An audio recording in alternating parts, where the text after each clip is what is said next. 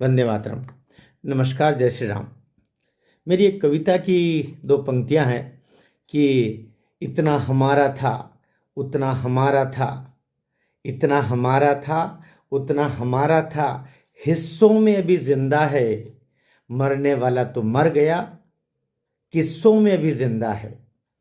स्वर्गीय डॉक्टर मनमोहन सिंह जी अब इस दुनिया में नहीं रहे, लेकिन उस शांत मना, चुप रहने वाला व्यक्ति, निर्विवाद व्यक्तित्व, उसके ऊपर कांग्रेस ने ऐसा विवाद खड़ा कर दिया कि उस मृत आत्मा के हर हर क्षण जो वो अंतरिक्ष में कहीं वो आत्मा होगी तो उसको कष्ट पहुंच रहा होगा। राहुल गांधी की बचकानी हरकतें केवल संसद में ही नहीं रही, राहुल गांधी की नादानी भरी बातें केवल सभाओं में ही नहीं रही, अब ये किसी के मृत्यु के ऊपर भी वैसी ही बचकानी हरकतें करना इन्होंने शुरू कर दिया।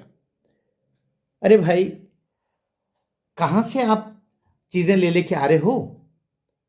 इनका वहाँ पर राजघाट पे नहीं किया, इनका आपने निगम बोध घाट पर कर दिया। वो तो साधारण इंसान था। और आप ये भूलते हैं कि आपने क्या किया था। मोदी सरकार ने तो जितना अच्छा से अच्छा बन पड़ा था उन्होंने किया है। क्या नरसिंह राव जी प्रधानमंत्री नहीं थे? क्या नरसिंह राव जी ने पूरा जीवन कांग्रेस को नहीं दिया?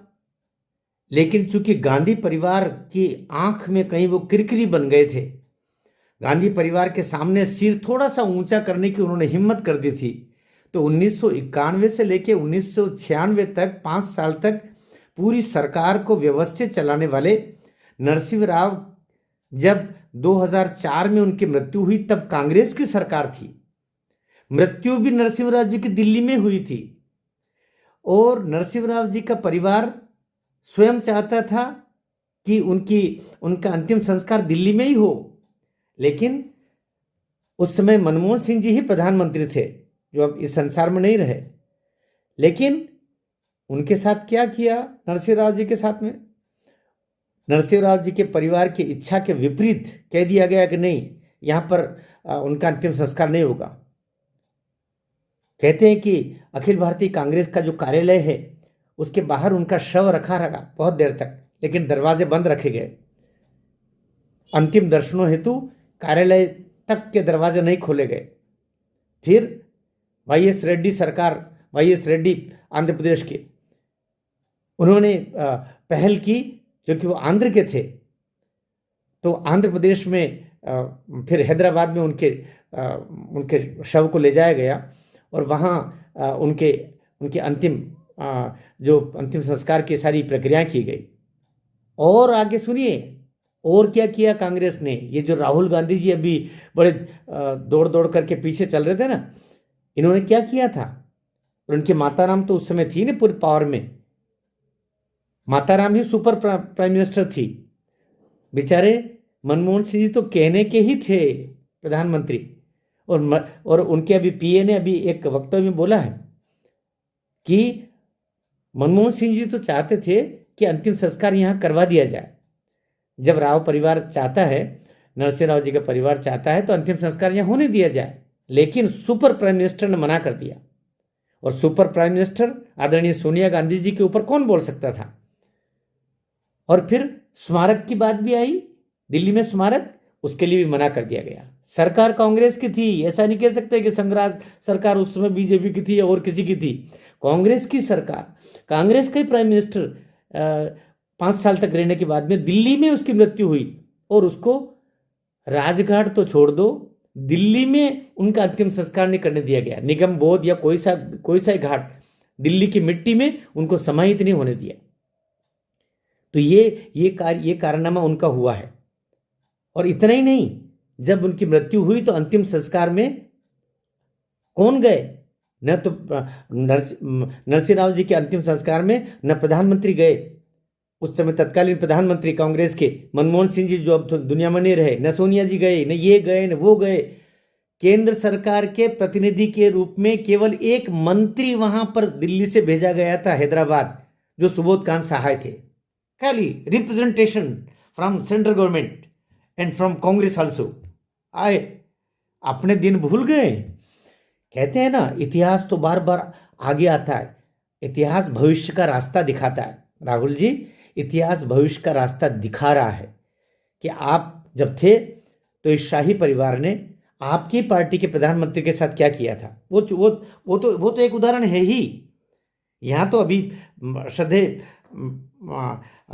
सिंह साहब गए, मनमोहन सिंह जी, तो राष्ट्रपति जी, प्रधानमंत्री जी, मोदी जी, उनकी कैबिनेट के सारे सदस्य, पार्टी के सारे सदस्य, सब लोग वहाँ पर निगम बोध घाट पर उनको अंतिम विदा देने के लिए उस घाट पर उपस्थित थे, अंतिम विदा देने के लिए। ये होता है सम्मान, ये होता है विदा, ये होता है भारतीय संस्कार भी। और दूसरी बात, अगर ये कहें तो वीपी सिंह जी भी प्रधानमंत्री थे। वे बेशक वे कांग्रेस के नहीं थे, लेकिन वो राजीव गांधी के खिलाफ खड़े हुए थे। तो उनके साथ क्या हुआ, उनको प्रयागराज में उनका अंतिम संस्कार हुआ। ये कहा गया कि वे उनके परिवार की ये इच्छा थी कि वहाँ पर हो। इसी तरह मोरारजी देसाई, वे भी पूर्व कांग्रेसी थे, कांग्रेस से निकल के आए थे, लेकिन कांग्रेस से निकल के आए, जो आंख की किरकिरी बनते बाद में, उनको भी उन्होंने जसलोक में मुंबई में आखिरी में अंतिम सांस ली। और उनकी भी साबरमती के किनारे पर उनका अंतिम क्रिया का कार्य किया गया। और दूसरा, राजघाट की जहाँ जब बात कह करके बार बार उछल, तो राजघाट पर किन किन की अंतिम क्रिया, वहाँ पर, यह राजघाट पर किन किन की को अंतिम विदाई दी गई है। अब नाम सुनिएगा, हैं, नेहरू जी, पंडित जवाहरलाल नेहरू, लाल बहादुर शास्त्री जी, इंदिरा जी, चंद्रशेखर जी, चौधरी चरण सिंह जी, राजीव गांधी जी, गुजराल जी और अटल बिहारी वाजपेयी जी। इतने लोगों को प्रधानमंत्री जो रहे हैं, उनको राजघाट पर उनका अंतिम संस्कार किया गया। लेकिन राजघाट पर केवल इनका ही नहीं हुआ, राजघाट पर कांग्रेस के महासचिव और उस समय के सांसद संजय गांधी का भी वहीं अंतिम संस्कार किया गया था। अब संजय गांधी क्या प्रधानमंत्री थे? राष्ट्र के लिए कौन सा वो कौन से राष्ट्रपिता के बगल में उनको अंतिम संस्कार की प्रक्रिया करने का कारण बताएंगे कोई? ये तो मीडिया बता ही नहीं रहा है। मीडिया भी सब सो कॉल्ड सब, इसलिए आज लोग बाग यूट्यूब पर आते हैं सही जानकारी के लिए। संजय गांधी का भी अंतिम संस्कार राजघाट पर किया गया था। बताइए किस हैसियत से किया गया था? उस समय क्या थे वो? प्रधानमंत्री रहे थे, राष्ट्रपति रहे थे, राष्ट्रपिता थे क्या? वो क्या थे? वो तो मंत्री भी नहीं थे, सांसद थे और कांग्रेस के महासचिव थे। उनका भी अंतिम संस्कार राजघाट पर किया गया, जिसके लिए अभी राहुल गांधी छाती माता पीट रहे हैं कि मनमोहन सिंह जी का राजघाट पे क्यों? तो राजघाट कोई मापदंड नहीं है, मैं कहना ये चाह रहा हूँ। राजघाट अंतिम संस्कार का कोई मापदंड नहीं है। दूसरी बात, और कान खोल के सुन लीजिए, ये सरकार भारतीय जनता पार्टी प्रणीत सरकार है, एनडीए की। और भारतीय जनता पार्टी का जो अभी मुखिया बैठा हुआ है ना प्रधानमंत्री के रूप में, वो संघ की तपन से निकल के आया हुआ है, संघ के संस्कारों से निकल के आया है। और संघ का संस्कार क्या बोलता है? संघ का संस्कार इस तरीके से मरने के बाद में, जीते जी भी छोड़ो और मरने के बाद में भी इस तरीके से महिमा मंडित व्यक्तित्व को किया जाए, इसमें संघ नहीं बोलता। संघ के अब तक 6 पूजनीय सरसंघचालक जी हुए, डॉक्टर हेडगेवार जी, पूजनीय हेडगेवार जी हुए, दूसरे पूजनीय गोलवलकर जी हुए, गुरु जी जिनको हम लोग बोलते हैं, तीसरे देवरस जी हुए, चौथे राजेंद्र सिंह जी हुए, प्रोफेसर राजेंद्र सिंह जी, पांचवें सुदर्शन जी हुए, और छठवें अभी परम पूजनीय जी हमारे मोहन भागवत जी। आपको और जितने बंधु सुन रहे हैं, विशेषकर कांग्रेसी बंधु, तुम सुन लो। और राहुल गांधी, तुम तो क्या सुनोगे रे भाई, है ना? एक बच्चा पार्टी है पूरी अपने आप में, देश के लोकतंत्र को और संसद को और इस देश को तमाशा बनवाने के लिए एक माता राम ने एक सामग्री हमको दे दी है, ये देश भुगत रहा है। तो ये फिर कुछ लोग कहते हैं कि उसकी माँ को माता राम क्यों बोलते हैं? अरे राम हमारे साथ साथ ही आता है, जब जाते हैं तब भी राम शब्द हम बोलते हैं, राम नाम सत्य है। तो हमारे इधर मालवा निमाड़ में माँ को माता राम बोलते हैं। तो अजीब अजीब अजीब भाई, ये 58 साल का बालक है राजनीति में, जिसके मुंह पर लगाम नहीं है, वो बोलना शुरू कर तो बोलता जाता है कुछ तो भी। तो भाई राहुल गांधी जी, बाकी तो सभी प्रधानमंत्री थे, लेकिन आपके पिताजी संजय गांधी जी की राजघाट पर उनके अंतिम क्रिया क्यों की गई थी? वो क्या वो प्रधानमंत्री थे? तो कहने का मतलब ये है कि राजघाट कोई मापदंड नहीं है, निगम बोध। और मैं जो बात कह रहा था कि संघ के जो हमारे 5 अभी स्वर्गीय हो गए पूजनीय सरसंघ चालक जी, उसमें से प्रथम की समाधि हेडगेवार जी की समाधि है, द्वितीय की समाधि पूजनीय गुरु जी की समाधि गोलवलकर जी की समाधि है। लेकिन गोलवलकर जी की जब समाधि बनाई जा रही थी उसी समय तृतीय संघ चालक जी सुदर्शन तृतीय संघ चालक जी देवरस जी, पूजनीय देवरस जी ने यह कह दिया था कि अब किसी की समाधि नहीं बनेगी यहां पर। बस 2 समाधि हो गई, गुरु जी की हो गई, डॉक्टर जी की हो गई। डॉक्टर जी पहले हमारे डॉक्टर हेडगेवार जी की हो गई और गोलवलकर जी की समाधि हो गई। अब मैं या मेरे बाद में और जितने भी सरसंघ चालक जी होंगे उनकी समाधि यहाँ पर संघ कार्यालय में या इधर कोई समाधि बनाने की प्रक्रिया नहीं होगी। सामान्यतः जैसे अपने अंतिम संस्कार होते हैं वैसे ही होगा और पंच तत्व में देह विलीन हो जाएगी। ये है संघ के संस्कार, जिसको कोई मीडिया नहीं बोल रहा है। ये जो सरकार है ना, ये सरकार उसी संस्कार से अनुप्राणित होकर के चलने वाली है। जहां इस तरीके से कोई प्रधानमंत्री हो जाना कोई राजा हो जाना है क्या? राजशाही तो कब की खत्म हो गई। तुम क्यों नहीं चाहते हो कि तुम भी साधारण, जहां पर मनुष्यों को पंच तत्व में विलीन किया जाता है वहां हम भी मर लें? हमें राजाओं की तरह अपने अपने स्मारक बनाना और अपने समाधियां बनाना और अपने लिए विशेष स्थान ग्रहण करना, ये क्यों ये कुटेव बढ़ गई है? ये राजसी ठाट बाट की कुटेव है। ये राजसी परिवार तो ऐसा, संजय गांधी चलो राजा परिवार के थे, शायद इसीलिए आपने राजघाट पर करवाया होगा। तो मनमोहन सिंह साधारण मनुष्य थे, वे संघर्ष से उठे हुए, वे गरीबी से उठे हुए, वे एक फ्लैट जो उनका था उसको किराए पर दे करके और अपने रोजी रोटी चलाया करते थे। वे जो सरकार की जो BMW में बैठने के स्थान पर अपनी मारुति 800 में प्रधानमंत्री कार्यालय जाया करते थे, वो इस परंपरा का व्यक्ति था। जीते जी तो आप लोगों ने, कांग्रेस ने उसको खूब तला।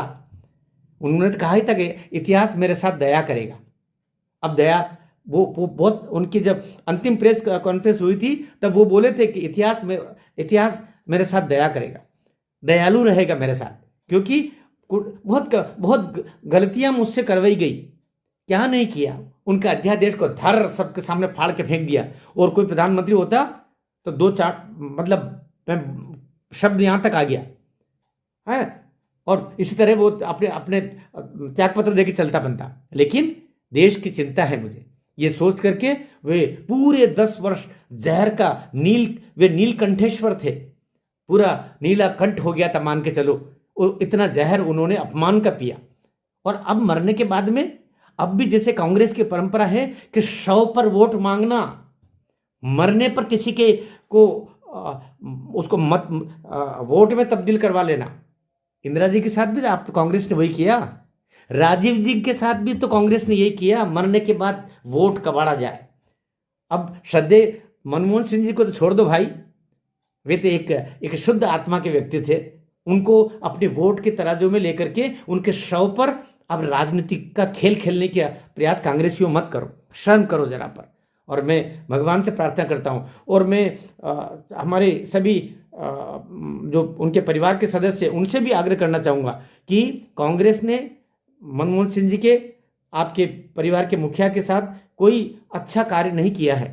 ये तो वो व्यक्ति महान था जिसने अपने कर्तव्यों के द्वारा देश के लिए बहुत कुछ किया, लेकिन महिमा मंडित करने का जो कार्य अब ये कर रहे हैं, जीते जी तो उनके आखिरी के जो राज्यसभा सदस्य थे, राज्यसभा सदस्य अभी भी शरद पवार भी है, राज्यसभा सदस्य हमारे वो देवगौड़ा जी भी अभी भी हैं। नहीं आ पाते लेकिन कागजों पर है। आपने मनमोहन सिंह जी को राज्यसभा सदस्य आखिरी में अभी क्यों जनवरी फरवरी से उनको अलग करवा दिया था? तो सम्मान देना आपके में है ही नहीं, लेकिन किसी की देह पर वोट मांग लेना यह कांग्रेस की फितरत है। इसलिए दूध का दूध और पानी का पानी होना चाहिए, और उस हुतात्मा, उस मृत आत्मा को भगवान मोक्ष प्रदान करे, और उनके शरीर के जाने के बाद में, उनकी पंचतत्व में विलीन होने के पश्चात में, ये राहुल गांधी और ये शाही परिवार जिस तरीके का राजनीति का खेल खेल रहे हैं, और ये क्षमा के योग्य नहीं है। और मोदी सरकार ने अपनी परंपराओं और संस्कारों के अनुकूल बहुत श्रेष्ठ कार्य किया। सरकार तो ये भी बोल चुकी है कि उनका स्मारक भी बनाएंगे, उसके लिए भूमि आवंटित करके सारा कार्य करें। एक ही जगह क्यों करना चाहते हो सब लोग? तो अब लोग भूमि भी आवंटित करेंगे और सब कुछ करेंगे। यद्यपि अभी भी वहां पर गुजराल जी का कोई स्मारक थोड़ी है। आई के गुजराल का भी राजघाट पर उनका अंतिम संस्कार हुआ था, लेकिन उनके लिए कोई स्मारक तो नहीं बनाया। बाकी के स्मारक आपके हैं, नेहरू जी के, शास्त्री जी के, इंदिरा जी के, चरण सिंह जी के, आपके चंद्रशेखर जी के, राजीव जी के, अटल जी हेतु भी स्मारक है। लेकिन गुजराल भी तो प्रधानमंत्री थे जो दिल्ली में राजघाट पर ही उनका अंतिम संस्कार हुआ, उनके लिए तो स्मारक नहीं है, वहीं नहीं है, कहीं नहीं है। इसलिए इतना राजनीति का खेल मत खेलो कि राजनीति भी तुम्हारे हाथ जोड़ ले। भारत माता की जय।